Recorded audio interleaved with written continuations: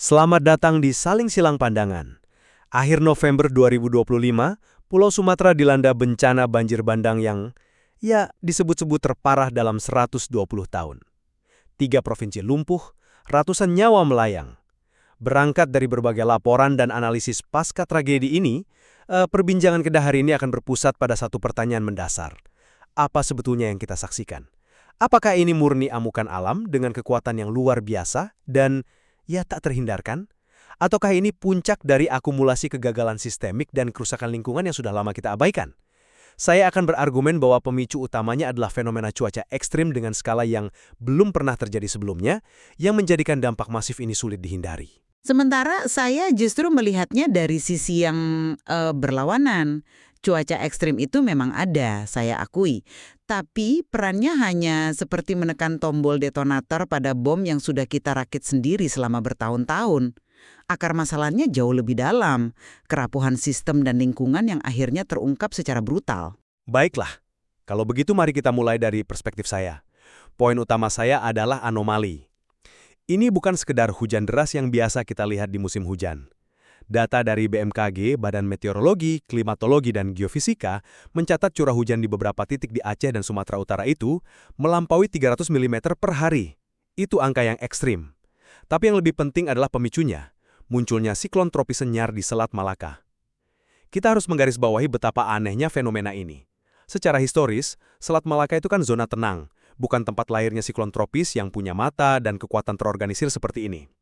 Kemunculannya di sana menunjukkan adanya perubahan fundamental pada suhu permukaan laut dan pola atmosfer di wilayah kita. Sesuatu yang bahkan model prediksi cuaca kita belum sepenuhnya siap untuk diantisipasi. Skala geografisnya pun belum pernah terjadi sebelumnya.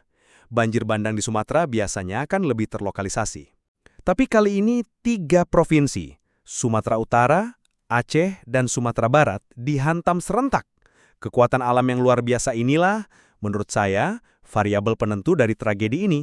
Saya tidak menampik data BMKG atau keberadaan siklon senyar itu.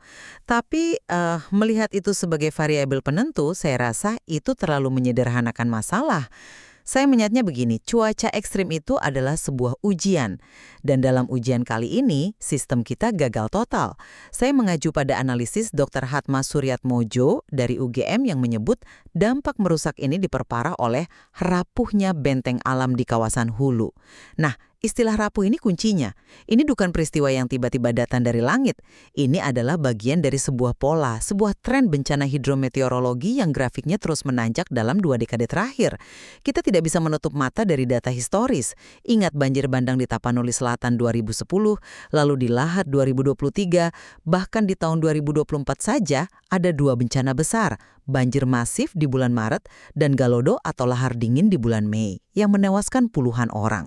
Rentetan ini bukan kebetulan. Ini adalah bukti nyata bahwa daya dukung lingkungan kita sudah turun drastis. Yang saya maksud daya dukung bukan sekedar istilah akademis, artinya tanah di hulu sungai tidak lagi berfungsi seperti spons alami. Hutan yang gundul membuat air langsung meluncur ke bawah membawa lumpur dan bebatuan, menciptakan banjir bandang yang jauh lebih destruktif. Jadi, curah hujan yang sama 10 atau 20 tahun lalu, dampaknya tidak akan separah ini. Tapi disinilah saya merasa perbandingan itu menjadi kurang tepat. Membandingkan tragedi November 2025 dengan kejadian-kejadian sebelumnya, menurut saya seperti membandingkan petasan dengan bom. Skalanya secara fundamental berbeda. Kita bicara tentang 442 korban jiwa terkonfirmasi, dan 402 orang masih dinyatakan hilang di 3 provinsi. Di Sumatera Utara saja ada 217 korban jiwa. Ini bukan lagi soal puluhan korban.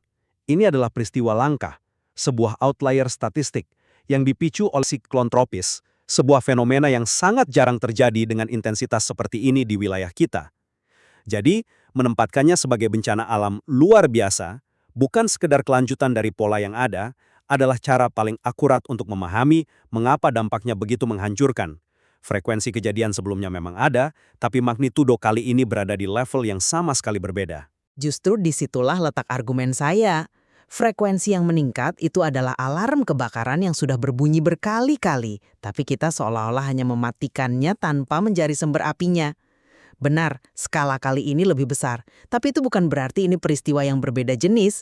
Ini adalah jenis penyakit yang sama, hanya saja sudah mencapai stadium akhir. Dua bencana besar di tahun 2024 yang menewaskan puluhan orang itu seharusnya menjadi peringatan terakhir bahwa ekosistem kita, terutama di daerah aliran sungai bagian hulu, sudah sangat kritis. Siklon Senyar mungkin menjadi pukulan pamungkas, tapi daratan kita sudah babak belur sebelumnya. Logikanya kan sederhana, jika kita tahu rumah kita sering kemasukan maling, kita akan perkuat pintu dan jendela.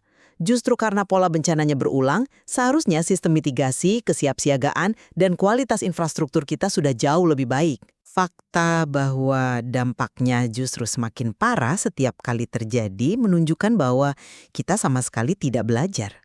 Oke, poin Anda tentang kegagalan belajar itu kuat. Tapi, mari kita bicara soal infrastruktur ini lebih dalam. Coba kita lihat dari sisi ini. Adakah batasan yang realistis dari kemampuan rekayasa dan infrastruktur kita dalam menahan kekuatan alam? Kita bisa ambil contoh dari laporan di Aceh, menara Telkomsel roboh, jembatan-jembatan utama hanyut. Mudah sekali menunjuk jari dan berkata ini kegagalan perencanaan.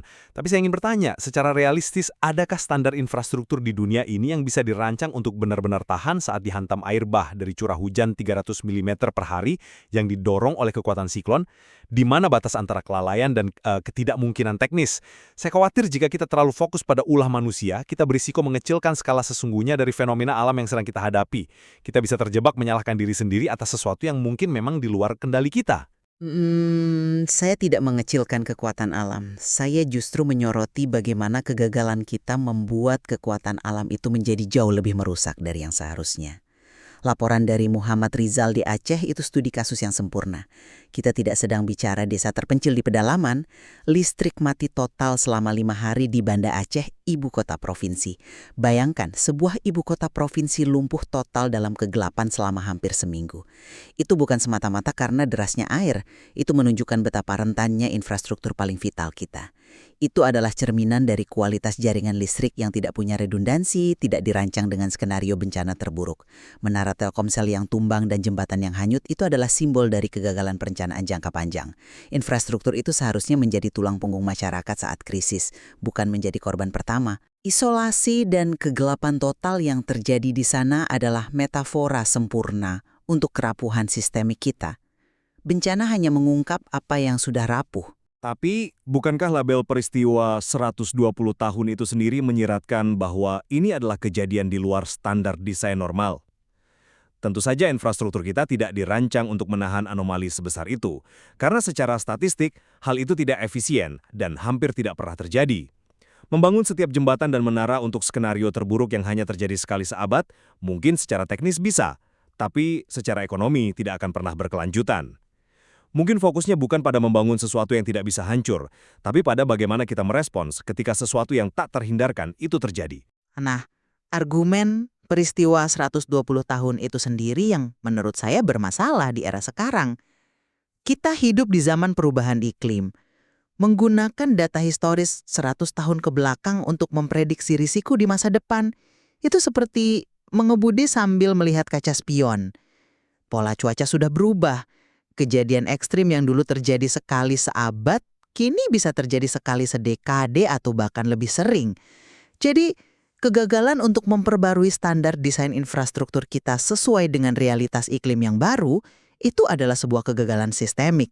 Itu bukan ketidakmungkinan teknis, itu adalah keengganan untuk beradaptasi. Jika infrastruktur kita lebih tangguh, jika jaringan komunikasi punya jalur cadangan, jika pasokan listrik tidak terpusat, bantuan bisa dikoordinasikan lebih cepat, informasi bisa menyebar, dan jumlah korban mungkin bisa ditekan. Ini bukan hanya soal kekuatan air, tapi soal kekuatan fondasi masyarakat modern yang ternyata sangat rapuh. Maka standar infrastruktur memang harus beradaptasi. Namun, ini proses jangka panjang. Untuk saat ini, jika kita menerima premis bahwa anomali cuaca berskala masif seperti siklon Senyar akan lebih sering terjadi dan sulit dikendalikan, maka prioritas kita dalam jangka pendek dan menengah seharusnya bergeser ke hal yang bisa kita kontrol, yaitu menyelamatkan nyawa manusia. Ini berarti kita harus mati-matian memperkuat sistem peringatan dini atau early warning system. Kita harus merancang dan melatihkan prosedur evakuasi massal yang benar-benar efektif. Kita mungkin tidak bisa menghentikan siklonnya, tapi kita seharusnya bisa memindahkan orang dari jalurnya ke tempat yang lebih aman sebelum bencana itu menghantam dengan kekuatan penuh. Fokusnya harus pada prediksi, peringatan, dan evakuasi. Saya khawatir logika itu, meskipun terdengar pragmatis, sebenarnya adalah sebuah jebakan. Peringatan dini menjadi hampir tidak berguna jika benteng alam di hulu sudah hancur. Bayangkan skenarionya. Sirene berbunyi, peringatan disebar lewat ponsel. Lalu apa? Air bah tetap akan turun dari hulu dengan kecepatan dan volume yang luar biasa karena tidak ada lagi hutan yang bisa menahan dan memperlambat lajunya. Waktu antara peringatan dan datangnya air menjadi sangat singkat. Itu seperti kita memperingatkan seseorang bahwa ada mobil ngebut ke arahnya, tapi kita tidak pernah membangun trotoar untuk dia melarikan diri. Solusi yang sebenarnya bukan hanya reaktif, menyelamatkan orang sesaat sebelum bencana, tapi harus proaktif dan fundamental. Kita harus memperbaiki akar masalahnya, tata guna lahan dan degradasi lingkungan. Kita harus memulihkan ekosistem di hulu. Itu infrastruktur alami yang paling efektif. Lagi pula, laporan dari lapangan menunjukkan masalah yang lebih mendasar. Kebutuhan mendesak pasca bencana adalah genset, makanan, air bersih, selimut. Ini menunjukkan kegagalan sistem logistik dan kesiapsiagaan dasar. Ini bukan hanya soal evakuasi, ini soal sistem pendukung kehidupan yang runtuh total karena fondasinya memang sudah keropos. Sebagai penutup, saya tetap berpegang pada pandangan bahwa kombinasi unik dari siklon tropis senyar dan curah hujan ekstrim adalah faktor dominan yang menjadikan bencana November 2025 ini sebuah peristiwa yang luar biasa dahsyat. Kekuatan pemicunya berada di luar skala yang pernah kita hadapi. Saya mengakui adanya faktor-faktor kerentanan pada sistem dan lingkungan kita itu tidak bisa dipungkiri. Namun, dalam kasus spesifik ini, kekuatan alam yang masif adalah penentu utama dari skala kehancuran yang kita saksikan. Kita dihadapkan pada sebuah anomali. Sementara kesimpulan saya tetap bahwa bencana ini adalah puncak dari akumulasi masalah jangka panjang. Degradasi lingkungan yang parah yang sudah memberi kita sinyal lewat frekuensi banjir yang terus meningkat, ditambah dengan kerapuhan infrastruktur vital yang ternyata tidak siap menghadapi realitas iklim baru. Bagi saya, cuaca ekstrim hanyalah pemicu brutal yang menelanjangi semua masalah mendasar yang selama ini mungkin kita abaikan atau tidak tangani dengan keseriusan yang sepadan. Ini bukan anomali, ini adalah konsekuensi. Diskusi ini dengan jelas menunjukkan betapa kompleksnya sebuah bencana besar. Apakah ini anomali alam atau puncak kelalaian manusia? Pada akhirnya, dampaknya bagi masyarakat di Sumatera begitu menghancurkan dan tak terbayangkan. Memperbaiki kerapuhan sistem serta kerusakan lingkungan yang kita ciptakan sendiri.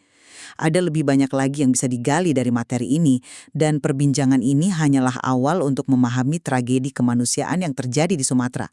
Download Tribun X sekarang, menghadirkan lokal menjadi Indonesia.